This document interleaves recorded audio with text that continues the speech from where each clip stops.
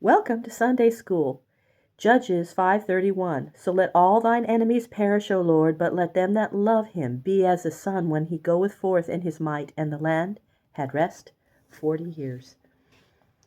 Again, many of the people of Israel were drawn away from the worship of the Lord and began to live like the people around them, praying to idols and doing wickedly. And again the Lord left them to suffer for their sins. A Canaanite king in the north, whose name was Jabin, sent his army down to conquer them under the command of his general named Sisera. In Sisera's army there were many chariots of iron drawn by horses, while soldiers in the chariots shot arrows and threw spears at the Israelites. The men of Israel were not used to horses and greatly feared these war chariots. All the northern tribes in the land of Israel fell under the power of King Jabin and his general Sisera, and their rule was very harsh and severe. This was the fourth of these oppressions, and it bore most heavily upon the people in the north. But it led those who suffered from it to turn from their idols and to call upon the Lord God of Israel. At that time a woman was ruling as judge over a large part of the land, the only woman among the 15 judges who, one after another, ruled the Israelites. Her name was Deborah. She sat under a palm tree north of Jerusalem between the cities of Ramah and Bethel, and gave advice to all the people who sought her. So wise and good was Deborah that men came from all parts of the land with their difficulties and the questions that arose between them. She ruled over the land, not by the force of any army, or by any appointment, but because all men saw that God's Spirit was upon her. Deborah heard of the troubles of the tribes in the north under the hard rule of the Canaanites. She knew that a brave man was living in the land of Naphtali, a man named Barak, and to him she sent this message: Barak, call out the tribes of Israel who live near you. Raise an army and lead the men who gather about you to Mount Tabor. The Lord has told me that he will give Sisera and the host of the Canaanites into your hands. But Barak felt afraid to undertake alone this great work of setting his people free. He sent back to Deborah this answer: If you will go with me, I will go, but if you will not go with me, I will not go.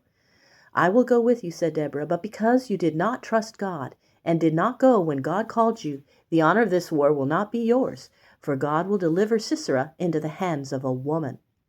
Deborah left her seat under the palm tree and went up to Kadesh, where Barak lived. Together Deborah and Barak set out a call for the men of the north, and 10,000 men met together with such arms as they could find.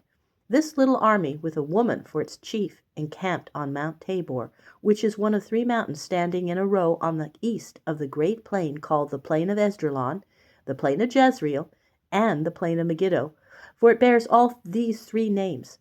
On this plain, both in Bible times and also in the times since the Bible, many great battles have been fought. Over this plain winds the brook Kishon, which at some seasons, after heavy rain, becomes a foaming, rushing river. From their camp on the top of Mount Tabor, the little army of Israel could look down on the great host of Canaanites with their many tents, their horses and chariots, and their general Sisera. But Deborah was not afraid. She said to Barak, March down the mountain with all your men and fight the Canaanites. The Lord will go before you, and he will give Sisera and his host into your hand. Then Barak blew a trumpet and called out his men. They ran down the side of Mount Tabor and rushed upon their enemies. The Canaanites were taken so suddenly that they had no time to draw out their chariots. They were frightened and ran away, trampling each other underfoot, chariots and horses and men in a wild flight. And the Lord helped the Israelites, for at that time the brook Kishon was swollen into a river, and the Canaanites crowded after each other into it. While many were killed in the battle, many were also drowned in the river. Sisera, the general of the Canaanites, saw that the battle had gone against him and that all was lost. He leapt from his chariot and fled away on foot.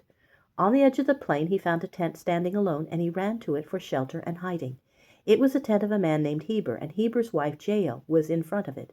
She knew Sisera and said to him, Come in, my lord, come into the tent. Do not be afraid.